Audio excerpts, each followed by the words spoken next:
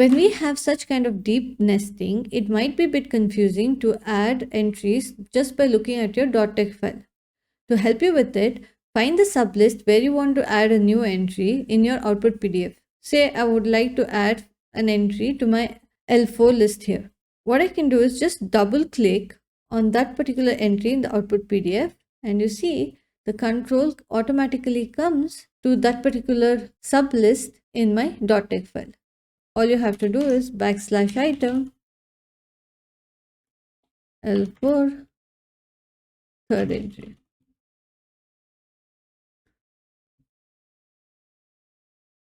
You can also use these arrows.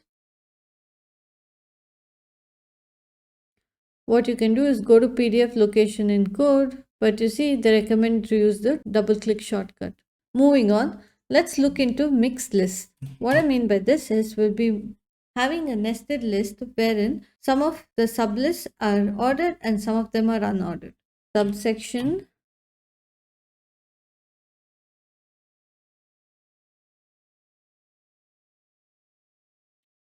begin.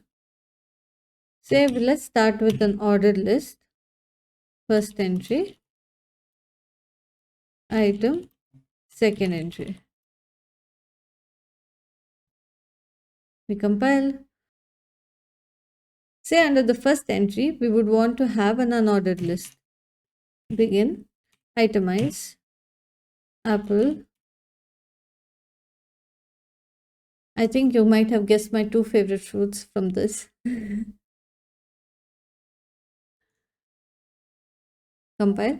There you have it. We have an ordered list, and inside that we have an unordered list. You can go ahead and create further nesting and try to guess what is the maximum level of nesting that you can achieve through this kind of mixed list. We can obviously also mix in with description. I just copy pasted the same code and say under apple, I can say begin, description, item, red, sweet, and crisp, item, green, sour, and crisp.